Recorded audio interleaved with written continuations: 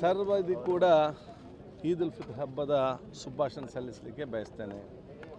ಬಹುಶಃ ಇವತ್ತು ಪ್ರತಿಯೊಂದು ಹಬ್ಬದ ಸಂದೇಶವೂ ಕೂಡ ಪ್ರೀತಿ, ವಿಶ್ವಾಸ, ಸೋದರತೆ, ಪರಸ್ಪರ ನಮ್ಮ ಸಂಸ್ಕೃತಿಯನ್ನು ಹಂಚಿಕೊಂಡು ಅರ್ಥ ಮಾಡಿಕೊಂಡು ಒಂದು ವಿಶ್ವಾಸಭರಿತವಾದ ಸಮಾಜ, ಅಭಿವೃದ್ಧಿಯ ಕರ್ನಾಟಕ ಮತ್ತು ಬಲಿಷ್ಠದ ಭಾರತ, ಇದು ನಮ್ಮೆಲ್ಲ ಮುಖ್ಯ ಇವತ್ತು ಉದ್ದೇಶ ಆಗಿದೆ.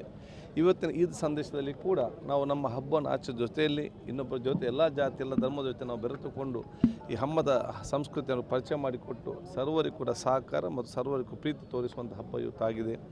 ಕರಾವಳಿಯಾದಂತೆ ನಾವು ಬಹುಶಃ ಇವತ್ತು ಇದನ್ನು ಬಹಳ ವಿಜೃಂಭಣೆಯಿಂದ ಮತ್ತು ಪಾವಿತ್ರತೆಯಿಂದ ನಾವಿವತ್ತು ಆಚರಣೆ ಇವತ್ತು ಮಾಡ್ತಾ ಇರುತ್ತಿದ್ದೇವೆ.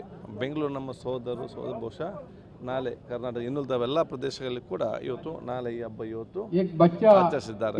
ಆದ ಕಾರಣ ಬಹುಶಃ ಸರ್ವರಿಗೂ ಕೂಡ ಈ ಒಂದು ಪ್ರೀತಿಯ ಸೋದರತೆಯ ಒಂದು ಪವಿತ್ರವಾದ ಹಬ್ಬದ ಸಂದೇಶ ನಾನು ಇವತ್ತು ನೀಡಿಕೊಂಡು ಎಲ್ಲರ ಆಶೆ ಪಡೆದುಕೊಂಡು ನಾವೆಲ್ಲರೂ ಕೂಡ ವಿಶ್ವಾಸಭರಿತವಾದ ಸಮಾಜದಲ್ಲಿ ನಾವು ಇವತ್ತು ಜೀವನ ಮಾಡಿ ಒಂದು ಅಭಿವೃದ್ಧಿಯ ಕರ್ನಾಟಕ ಮತ್ತು ಬಲಿಷ್ಠದ ಭಾರತ ಮಾಡಲಿಕ್ಕೆ ನಮ್ಮೆಲ್ಲ ಕೊಡುವಂತ ಸರ್ವರಿಗೂ ನನ್ನ ಈ ಹಬ್ಬದ ಶುಭಾಶಯ ಸಲ್ಲಿಸಿ ಎಲ್ಲರ ಆಶೀರ್ವಾದ ಇವತ್ತು ಬೇಡಿಕೊಂಡು ಮಧ್ಯಪ್ರಾಚ್ಯ ದೇಶಗಳಲ್ಲಿ ಯುದ್ಧ ಇದೆ. ಸೊ ಈ ಟೈಮಲ್ಲಿ ಏನು ವಿಶೇಷ ಪ್ರಾರ್ಥನೆ ಮತ್ತು ಭಾರತೀಯರು ಕೂಡ ಅನೇಕರು ಅಲ್ಲೇ ಇದ್ದಾರೆ. ನಮ್ಮ ಇಡೀ ಪ್ರಾರ್ಥನೆ ವಿಶ್ವದಲ್ಲಿ ಶಾಂತಿ, ನೆಮ್ಮದಿ, ಒಂದು ವಿಶೇಷವಾದ ಪ್ರೀತಿ, ವಿಶ್ವಾಸ ಒಂದು ಇರಬೇಕು. ಇಡೀ ವಿಶ್ವವೇ ಒಗ್ಗಟ್ಟಾಗಿರುವಂಥ ಅವಕಾಶವತ್ತಾಗಬೇಕು. ವಿಶ್ವದ ಯಾವುದೇ ಪ್ರದೇಶದಲ್ಲಿ ಯಾವುದೇ ದೇಶದಲ್ಲಿ ಅದು ಯುದ್ಧ ಆದರೂ ಕೂಡ ಭಾರತ ದೇಶದವರು ಕೂಡ ಇವತ್ತು ಅದಕ್ಕೆ ಬಹುಶಃ ಒಂದು ಮಾನಸಿಕವಾಗಿ ನೋವು ಎಲ್ಲರೂ ಕೂಡ ವ್ಯಕ್ತಪಡಿಸ್ತಾರೆ, ಈ ರೀತಿ ಆಗಬಾರ್ದು ಅಂತೇಳಿ. ಆದ ಕಾರಣ ಎಲ್ಲ ದೇಶದಲ್ಲಿ ಕೂಡ ಸಂತೋಷದ, ಪ್ರೀತಿಯ, ಒಂದು ಶಾಂತಿಯ ವಿಶ್ವವೇ ನಮ್ಮ ಜೊತೆಯಲ್ಲಿ ನಾವು ಆ ಒಂದು ಕಾಲದಲ್ಲಿ ನಮ್ಮ ಬದುಕಬೇಕೆಂಬ ದೊಡ್ಡ ಮಟ್ಟದ ಪ್ರಾರ್ಥನೆ ಸಂದೇಶ ಇದೆ ಮತ್ತು ಪ್ರಾರ್ಥನೆ ಇದೆ. ಸೊ ಎಲ್ಲ ಕೂಡ ಶಾಂತಿ ನೆಲೆಸಲಿ ಅಂತೇಳಿ ನಾವು ವಿಶೇಷವಾಗಿ ನಾವು ಪ್ರಾರ್ಥಿಸ್ತೇವೆ. ಎಸ್ ರಂಜಾನ್ ಹಬ್ಬದ ಈ ಸಂದರ್ಭದಲ್ಲಿ ವಿಶ್ವದಲ್ಲಿ ಶಾಂತಿ ನೆಲೆಸಲಿ ಮತ್ತು ಈ ಹಬ್ಬ ಇವತ್ತು ಸಹೋದರತೆ ಮತ್ತು ಪ್ರೀತಿಗೆ ಇನ್ನೊಂದು ಹೆಸರಿದ್ದರೆ ಅದು ರಂಜಾನ್ ಹಬ್ಬ.